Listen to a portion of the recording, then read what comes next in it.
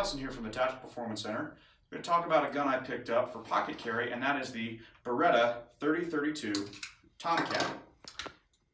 So we'll talk a little bit about the gun first, and then we'll talk about some of the philosophy behind pocket carry. The first thing you noticed, I hit the little lever. This is a tilt-up barrel kind of design. It's pretty unique. Beretta made two guns like this. They make the 21A Bobcat rather. That's out of production. It's a 22 long rifle. This is the 3032 Tomcat. It is 32 auto. It is in production. They can actually be a little bit tough to find. I was pretty lucky to find this at a local store. So briefly about the gun. It is a 32 auto. The magazines hold 7 rounds, and then you can get easily 1 extra round in the barrel here. So it does give you in your pocket capacity for 8 rounds. It is a double action, single action. So as you know, this is how I would carry it right now with the hammer down. It does have a manual safety. The trigger pull on double action is fairly heavy and long, but not too bad. It's about on par with the Ruger LCP. And the single action is actually quite good. You notice there's not a whole lot of movement in the trigger in single action, and I would estimate it about 5 pounds.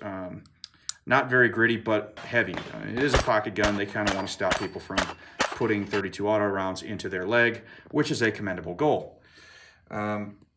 So those are kind of the features of the gun. In terms of decocking, because it is a double action, single action gun, when you have the hammer back, there is no manual decocker like you would see on the 92 or M9 series or most other DASA pistols. So to decock it, the easiest way to do it is to do it with the barrel tilted up, and that removes the capability for the gun to fire. Then I simply control the hammer down. Now it's decocked. The other cool thing about the tilt-up barrel is you never have to rack the slide on this gun, although you can. It is very difficult with the hammer back. You can do it, but it's really hard. If I simply cam the hammer out of the way, it's a little easier to rack that slide. If you're someone who struggles with hand strength, you never have to rack the gun. However, if you struggle to rack slides in general, you're probably not particularly experienced with shooting. And I wouldn't really recommend you carry this because it's not an easy gun to shoot, which takes us into the other feature of this gun. It is a blowback kind of design. So the barrel is fixed in place. It's really just a function of the caliber. It has to be blowback in order to work. The slide has no locking mechanism whatsoever. In fact, it doesn't even have an extractor. If you look in there at the breech face, you don't need one on a blowback gun. When the gun recoils, immediately that slide starts moving to the back, and it hits the back pretty violently. It's not painful to shoot this gun, but it is certainly very violent compared to even a lock breech gun like my Remington RM380. Trade-off there between this and an RM380 is size. It is very easy to put this gun in a pocket, and I do have 8 rounds on tap. And you can see for size, relative to a Glock 17, that's what we're looking at. And then you can also see the same thing as far as width. Then we also talk briefly about the sights. It does have okay sights. I wouldn't call them great. In fact, I'd stop a little short of calling them good, but they are usable. They are there. It does have a windage adjustable dovetailed rear sight. The front sight is just machined into the front of the barrel. There is some contrast between the front and rear. The rear sight's black. The front sight is the natural stainless color of the barrel. That was on purpose by Beretta. They want you to be able to distinguish between the front and rear sight and see a sight picture. And that was the easiest way for them to do it on a gun that most people aren't going to try to aim.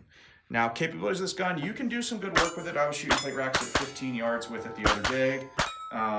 Certainly takes some work, but it is doable. I wish that the front sight were a higher contrast color and they'd left the rear sight silver or bead blasted like the rest of the gun, but such is life. That's pretty easy for you to take care of with some fingernail paint or something on that front sight. Then moving on to a little bit of the shootability of the gun, we talked about it being a blowback. We talked a little bit about the triggers. And the other thing is gripping it. It is not really designed with a high grip in mind. It's a small gun. And you'll notice on the slide here, see that little red spot there, all that stuff in there? Yeah, that is dried blood from myself shooting it. Naturally, I grip guns very high, and you can see I have kind of big hands, the gun sort of disappears. It is fairly easy for me to get behind the slide, and it takes some skin with me. In fact, that was the only malfunction that I have had so far in 100 rounds, was just my thumb stopping the slide from moving. Not really so much of a gun problem as it is an ergonomic problem, and it just takes a little bit of work to kind of keep your thumb, for me on the right hand, offset, and when I grip it with two hands, I just put my right thumb at the base of the joint of the left thumb, and that helps me stay clear of the gun, of the slide, and it keeps the gun pretty under control for a 32 auto. You can do some work with it, which is what I plan on doing tonight. You'll see we roll some footage in after the review portion of this of me shooting our Tuesday night steel local match, all steel in the low round count division that is sort of designed so that you can technically do a stage with a small gun like this without a whole lot of bullets. However, the stages are not really designed with the capability of the gun's shootability in mind. There are some pepper poppers in there at distance, there's some IPSC A-zone only stuff. So my goal for the match with my 3 7-round mags and 21 +1 capacity is just hit everything on the first shot. Now, one more thing to talk about this gun is the holster and the way that I do carry it in the pocket. Now, you don't want to just drop a gun in your pocket because pockets aren't designed to protect triggers. Even though this is a fairly stiff DASA, things can happen, and you really don't want to be running the 32 auto or any kind of bullet into your leg. So that means a pocket holster is a necessity. This is an Uncle Mike's I picked up when I bought the gun locally. It's what was available. I am sure that it is not the best, but it does the job until I can find something better. Now first, how do you holster a gun in a pocket holster? You want to do this without sweeping yourself, and it's actually fairly easy to do. When I do holster it, I just pinch the top of the holster and I put the gun in just like so. And here I am not sweeping my other hand as I put the gun in. Now the idea behind this holster is that the neoprene is supposed to grip your pocket and stop it from coming out when you draw the gun. Yeah, that doesn't work. If you just put your hand in your pocket and try to draw the gun straight out, you're going to take your holster with you, and then you have to grab the little flap and flip it off, which is just very inefficient and kind of silly. But what we can do is use this flap, which I'm pretty sure is how they actually want you to use it.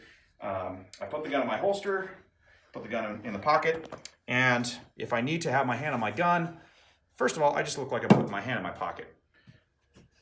And when I draw, I already have my grip. What I'm going to do is I'm going to draw it out and straighten my wrist towards the target. Finger is still on the side of the gun.